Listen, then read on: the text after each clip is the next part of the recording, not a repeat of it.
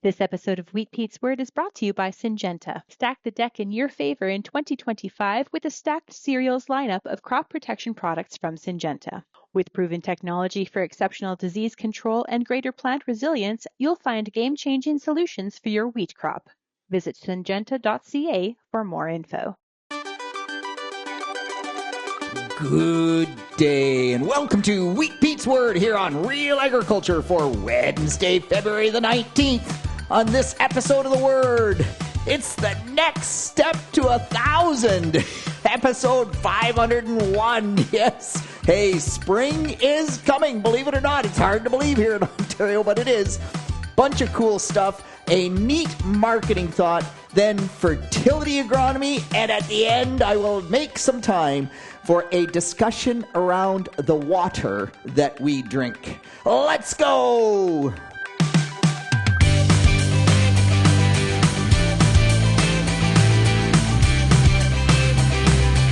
Yes, this is episode 501, and I am not going to count everyone, but I do want to say just a huge thank you to everyone for all the kind words that I received on episode 500.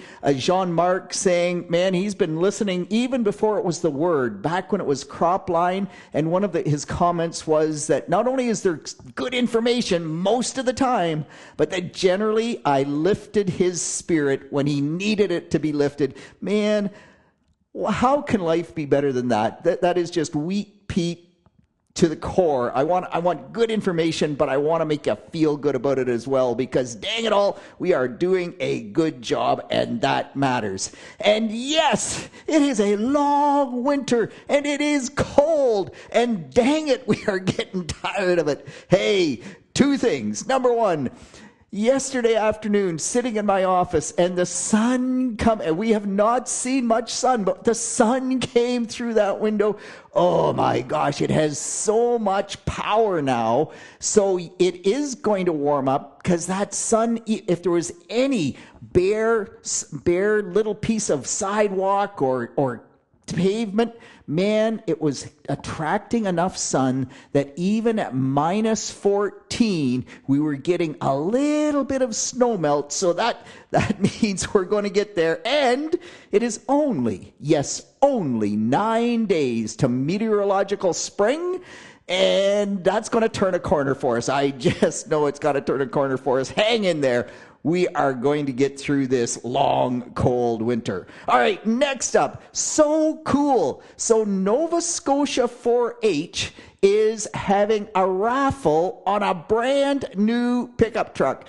And 4-H is such an incredible organization, such an awesome cause. If you are listening and you are anywhere in the Maritimes, buy a ticket on that pickup truck. I'm not sure whether I can or not, and whether we'd get it home here to Ontario, but it's $50 for a ticket. That's a pretty cheap way to support Nova Scotia 4-H. Good for them. Meanwhile, I keep listening to the Ontario Ag Conference sessions, and I'm never going to get through them all. There's, I think, 55, but watch the session from the Eastern Ontario Crop Conference with Peter Archer the other day. And Peter, of course, is an excellent farmer and elevator operator, and he was talking about marketing, and I just love this quote. When you're going to sell your grain, you just have to start from the assumption that every marketing decision you make is wrong. You either didn't sell enough, or you sold too much, or you should have sold some, or you shouldn't have sold any. And it's just the nature of the marketing beast. And if you can back up 2 steps and just say, I'm going to do it. It's going to be wrong, because whatever happens tomorrow is going to make it wrong, but it is a good decision today. Then maybe we take some of that negativity of how you feel after you make that sale and the market goes up. Dang it all, I sold wheat. The market went up the next day, and I'm just going, oh, why'd I do that? But you know what? That's because every marketing decision is wrong. And Peter, thanks for that. I really do like that thought process. Hey, Warren tweeting out, check your bins with all the blowing snow around. And it can put that light, fluffy, cold snow, it can go in through the vent, and I will say that the closer your vents are to the side of the bin, the more likely they are going to get snow in them. I really don't like bins that have vents right along the roof line. They should be up the roof a certain amount. It just means there's less chance of that snow getting in there. But Warren's saying, check your bins. He had a picture with some snow in there. It just means we have to be vigilant. It's pretty tough if you make that marketing sale, and even though it's wrong, you made it, and then the crop in the bin isn't in good shape. That is not a good situation. Hey, Scott sending me a very nice message from Quebec saying, Peter, you might be interested in this. You were talking about land rents and land prices. Quebec has tabled legislation that no longer allows investment funds to purchase land. So it will have to be a farmer or a Quebec resident. I'm not sure exactly, but wow, that would change the game a certain amount. There's no doubt about that. It would also maybe reduce land prices a little bit. So for those people selling, they may not love it. But at the end of the day, yeah, it just is a quandary how we make agriculture affordable for young people to get into it, and this is one of the things that Quebec is certainly trying to with that particular piece of legislation. Hey, here's another one.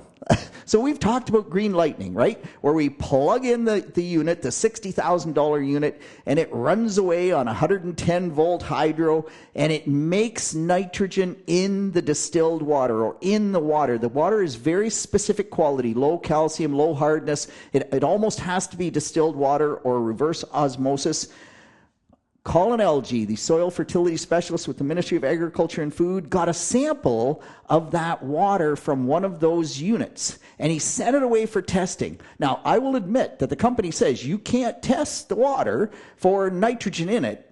Well, Colin's results would absolutely prove that true, because it was a whopping 14 parts per million of nitrate. The Canadian drinking water standard is 10 parts per million.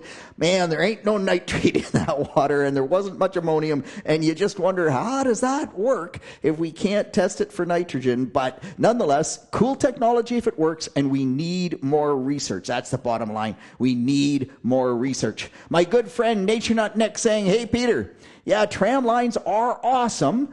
However, remember, now on sloping land, on hilly terrain, now we have these 2 tracks every 120 feet or whatever that number is, and there's no vegetation. So now we are incredibly subject to erosion, and you just better have some way of filling them in or managing them, because they are likely to become a bit of an issue, particularly when we go into the field, when it's a bit damp, and we take that and we make a depression there, and then the water is going to track down that track. Well, hey, Nick, you know, in Australia, they use tram lines all the time, and after a couple or 3 years of running on the same track, the compaction, and maybe they were in there when it was a bit wet, but they sometimes will get ruts a foot or even deeper. And they have designed equipment specifically for that just runs down and just fills those tram lines back in. Now, we don't want the erosion to take it down to the bottom of the field, and so perhaps we have to sort out even a better way to do it, where we plant something like our good friend Woody Van Arkel plants, you know, some kind of green cover to drive on subterranean clover or something like that. But at the end of the day, tram lines are good, but you're right, they do have issues. And so if you're going to have tram lines, you may have to deal with fixing up some ruts over the time. It's just the life that we live in here in agriculture. Okay, I'm going to move on. I want to talk about fertility. Some great questions coming in. So Davis from Alberta saying, Peter, can you help me out? I want to plant my spring wheat, and I don't want to burn it. So here's the situation. I am on 9-inch centers. Interesting number, 9-inch centers. Most, I thought, guys in Western Canada, 10 or 12-inch centers. Davis on 9-inch centers. He's using a 3/4-inch knife to put that seed in the ground. And his question was, I'm going to use a starter. It's 23 pounds per acre of nitrogen, 20 of phosphorus, 12 of potash. Is that going to be safe in my seed row. He also said that last year he got a whopping 4 inches of rainfall, and I'm just going, how do you grow a crop on 4 inches of rainfall? But we are not going to get much dilution of that particular fertilizer. So the other thing to be aware of is that he's very high organic matter, 7 to 8% organic matter, and 25 for a cation exchange capacity. So when you look at the numbers, you take the nitrogen and the potash, 23 plus 12 is 35. You go to the University of Alberta website, and it's really good. They have the charts there. They actually had 9-inch, 12-inch, 15-inch, and also the spread in the row. So this is something that we in Eastern Canada don't even talk about, is this spread in the row or the seed bed utilization. And I know I've talked about that before, but effectively we have a 3/4 inch band there. So in that data set, University of Alberta, 9-inch centers with a 1-inch spread, 35 pounds was the maximum. You're at 7 to 8% organic matter. I think you're okay, Davis, but on 4 inches of rain, boy, if you're in a really dry spring, I might cut that rate back by 20%. The other question that Davis had was, what about nitrogen? When should I apply my second application of nitrogen? And I'm going to use a dual action stabilizer. Whoa, wait a minute. Okay, so timing, you only have 23 pounds of nitrogen in that starter band. Depending on how much nitrogen you have left over from last year, your soil nitrogen test in the fall in Alberta, unless you have significant residual nitrogen, 23 pounds is not enough. So you cannot delay the time of that second application. You need to be there by the 4 or 5 leaf stage to make sure you have enough nitrogen for the tillering and to get a large enough head size made in that plant. If we could get more on up front, we'd do less in the second application. But in this situation, I think you just can't wait on that second application. It's just all about timing the nitrogen to the plant's uptake, and I think we need more than 23 pounds there. And dual action stabilizer. Whoa, wait.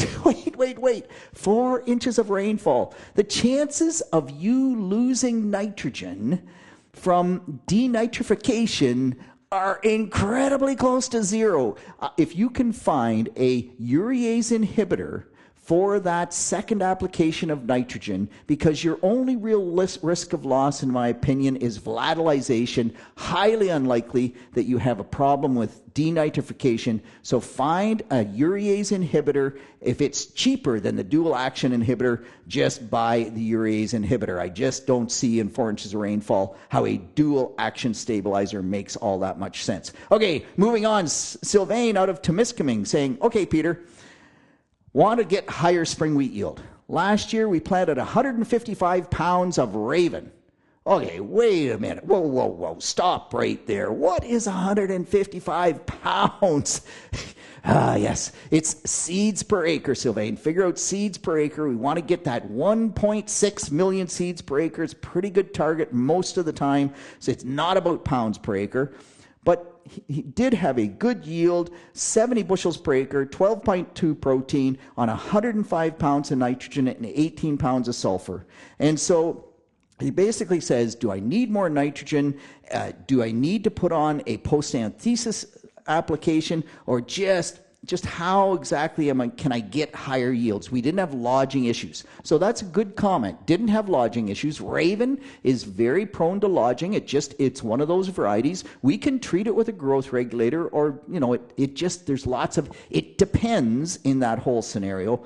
But I went back and looked up the data that Shane and I did out of Northern Ontario a number of years back on spring wheat, and our optimum rate of nitrogen on spring wheat where you use a fungicide was 130 pounds of nitrogen, and that gave us 78 bushels per acre at 12.3 protein, and that was with varieties that don't have the same yield punch as Raven. So, Sylvain, I really think you go to 130 pounds of nitrogen, and your sulfur at 18 pounds I think is absolutely fine. And I think, Sylvain said, do I use post-anthesis nitrogen, or do I just go to a higher rate of nitrogen? Man, I would go to a higher rate of nitrogen. I'd go carefully and watch how lush it gets and use a growth regulator if you needed it. But I wouldn't put on post-anthesis nitrogen till I looked at the crop at basically heading and said, oh my gosh, this thing has incredible yield potential and it's going to get low protein. And if that's the case, I think you add another 30 pounds post-anthesis. If you're looking at the crop and saying, yeah, it's decent, but it's sort of in the game, I don't think you need additional nitrogen. So it's all about looking at the crop and making those decisions. Those are game time decisions. Dwayne out of Saskatchewan saying, boron on canola. So I want to get boron on my canola, and my best to put it in the seed furrow or do it foliar either early with my herbicide or late with my fungicide at flowering. So first off, be careful with boron in the furrow. It can be toxic. But you're in Saskatchewan, my sense is you're probably like Davis, and you have a spread there. You can likely get that boron away from the seed. And so if you can get it away from the seed in the soil in solution, it's going to be more available than trying to do it foliar. So it's likely the right time to do it as long as you can keep it away from the seed. If you're going to do it foliar, by the time you get to that fungicide for white mold control, we're already at flowering. It's too late. The plant needs the boron before that. I think you really would want to do it with your herbicide if you have to end up doing it foliar. Thomas saying, okay, Peter, so I just have a question, because way back you talked about replacing AMS, ammonium sulfate, in a soybean starter fertilizer with gypsum to keep the salt level down and to get more sulfur with the soybeans, to see if we could do, as Sean Castile talked about, better nodulation, higher yields in those early planted soybeans in colder climates like Bruce and Grey counties. And Thomas's question, and this is just awesome, he says, but wait a minute, gypsum is calcium sulfate. I thought that calcium tied up phosphorus. So if I take the AMS out and I put in calcium sulfate to get the sulfur, will the calcium not tie up the phosphorus? And man, Thomas, this is just such a good reminder that you have to take into account all the interactions. And man, the interactions are everywhere. Now, the beauty is that the phosphorus was going on as MAP. And when you put MAP on, it drops the pH in the zone. When you drop the pH in the zone, the phosphorus doesn't tie up with the calcium. So my anticipation would be that it's fine to have the gypsum there, but it is a really great reminder to ask the right questions. Okay, I'm going to finish up this episode with a discussion about water. 2 episodes ago, I talked about a Facebook post and a distilled water machine, and the comment on the post was, I love my distilled water machine. It takes the glyphosate and the fluorine and the chlorine out of the water. And oh gosh, Pete, we always seem to have this negative connotation about glyphosate, and it just, another example of where we're worried about something that is not a problem. And then Adam reaches out to me, a great friend, and says, Peter, I just want to understand this better, and so let's walk through this and see exactly where we end up. So good for Adam. He had a water test from his local municipality. There's been discussion in his home about, do we need to do something to take the fluorine, the chlorine, the negative things that might be in that water out? And so the scientific thing is to do, let's look at the actual math. So awesome that Adam could say, here is my glyphosate level in the water. And Adam also is pretty good with ChatGPT, so he asked ChatGPT, what is the maximum allowable limit? I would have been able to find it on Google, but in any case, we did the math. And with the amount of glyphosate in Adam's water, if he drank 2 liters of water per day, which I think is sort of the target that most experts would say you need to drink 2 liters of water per day, if he drank 2 liters of water per day, he would ingest 1/4 of 1% of the maximum allowable limit of glyphosate. Now remember, the maximum allowable limit is always set with a safety factor of at least 2, maybe 10, but regardless, he would still be at 1/4 of 1% at 2 liters per day. That means he would have to drink 800 liters to get the maximum allowable limit, which is still pretty safe. Yeah, there's some glyphosate, I'm sure, in some of the foods that he eats. But at the end of the day, the dose makes the poison. And in this particular case, the dose that Adam is exposed to, man, it's so low that the chances of it having negative ramifications are just incredibly low. Plus, there's 4,000 studies now that say glyphosate is safe if we live within these parameters. So you just kind of say, okay, I don't really think that glyphosate is an issue. But here's the problem, and this is the problem that Adam pointed out to me, is that if you're in this whole holistic area, you want zero. The comment is always made, well, yeah, that's some maximal allowable limit. Beside, we don't have long-term studies to know for sure. I want zero. Zero simply isn't possible. And the problem with zero is that it takes out of the discussion entirely the risk versus reward scenario. So with tools like glyphosate, since the Green Revolution, it's not only glyphosate, it's fertilizers, it's weed control products, it's pesticides, it's nitrogen, it's the whole genetics, everything of the Green Revolution.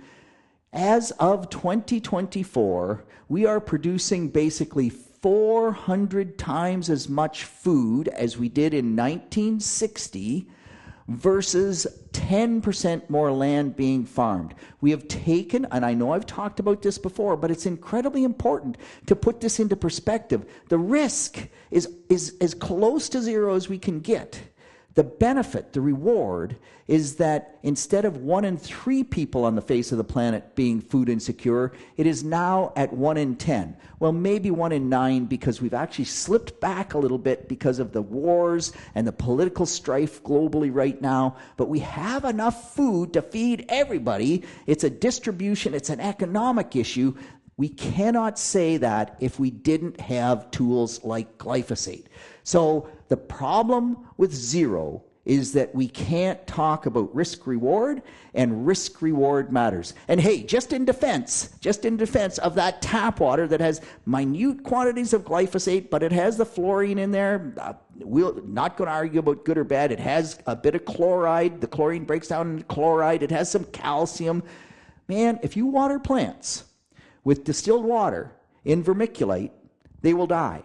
If you water plants with tap water in that same vermiculite, they will live a lot longer. Some of the things in that water are not necessarily bad for our health. So distilled water or zero as a goal, I'm not sure it's always where we need to get to. Anyway, it's an awesome thought process that Adam pushed me to, and thank you for that, Adam, because that was fun, and I also learned a ton. And with that, that's it, that's all. On behalf of the team here at Real Agriculture, this is Wheat Pete with the Word for Wednesday, February the 19th. Hey, keep the comments, the ideas, the information coming, and we will do our best to talk about as much as we can next week. Talk to you then.